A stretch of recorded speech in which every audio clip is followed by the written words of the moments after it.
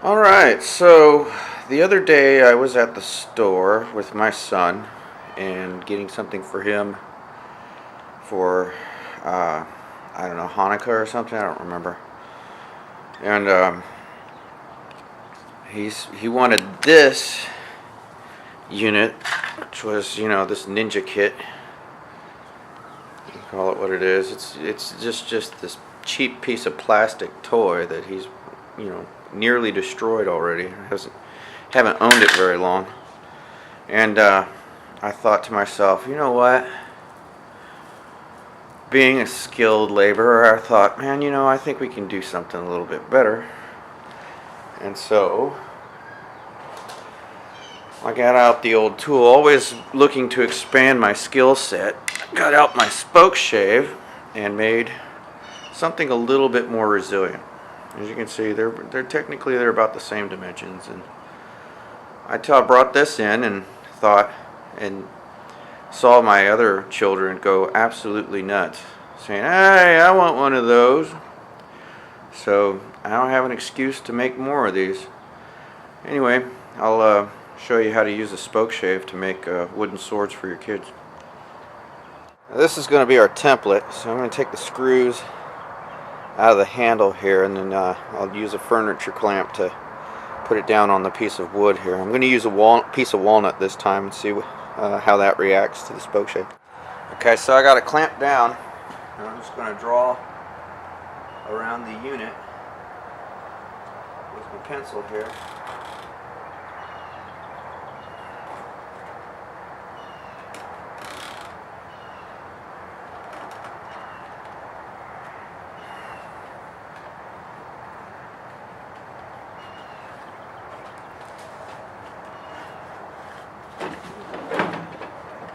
That.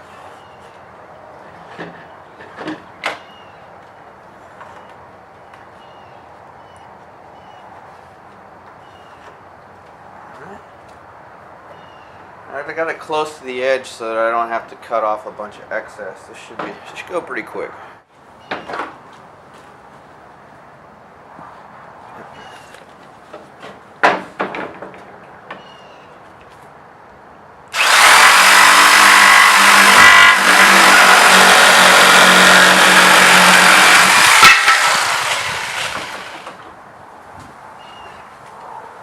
If you do this right, you should be able to get a second sword off of the excess. I didn't do that last time because I just put the thing in the middle of the plank. So got one white one, probably to end up with two brown ones later. Anyway.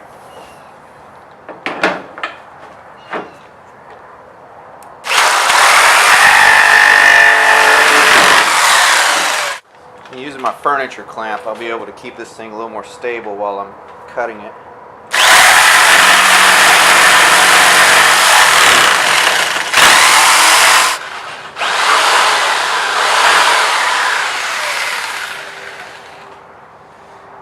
Okay, here's where the fun part begins.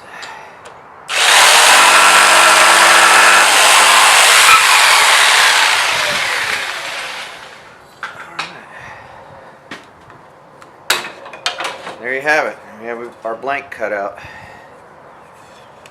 A little finishing, it'll look pretty good. Now this is the Spokeshave. I'm still trying to teach myself how to use this thing, so just got to figure out which way the grain's going to let you cut.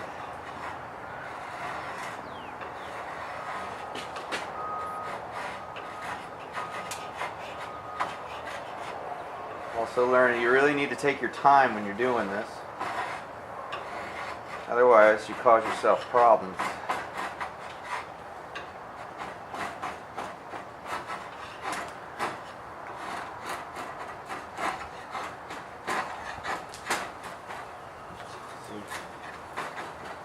Run the risk of pulling some big chips out of this thing.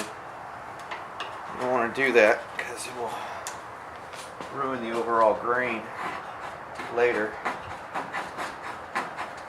It makes sanding a bitch. thing I'm going to do really quickly is notch this so that I know where my blade ends.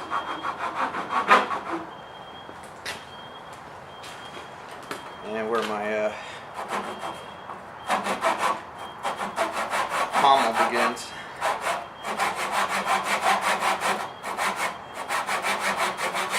Doesn't have to be much.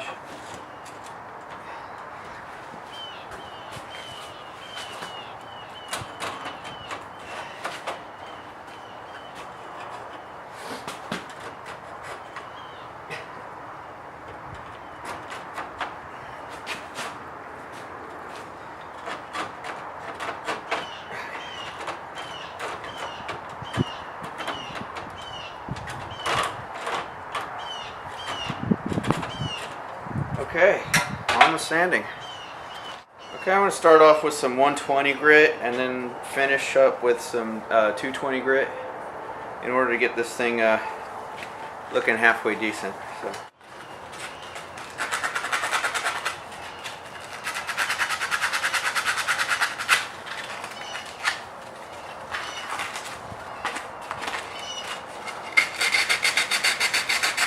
I had a dowel, I would just use that. On this part here, the hook, but currently I don't have one, so I'm going to make do with my fingertip.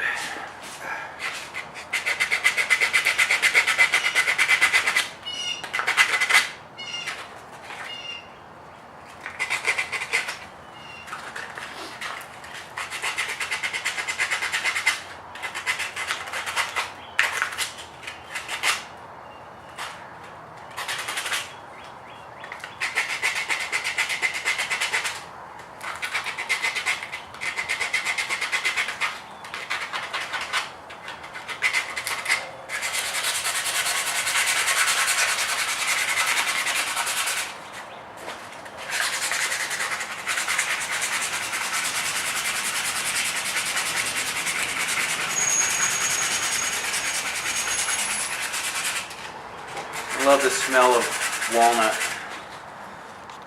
I got this down with the 120 here. Starting to look a lot more like this other. And I think I'm ready to go move on to the 220 at this point and get it looking really good. Anyway.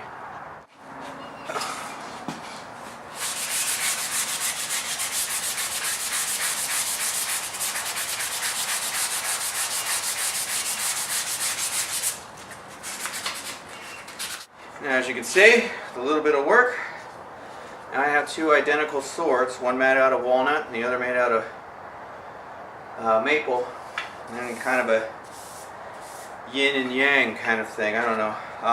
Now you can take, because these are made of hardwood, I could potentially take and maybe put some tung oil on them or finish them, or even some urethane, but since I know that my children are likely just going to bludgeon each other with them anyway, I think I'll just leave them sanded down just like they are and let them commence to beating the shit out of each other. Anyway, well, now that I've made a couple of them, now I have a standing order, so I better get busy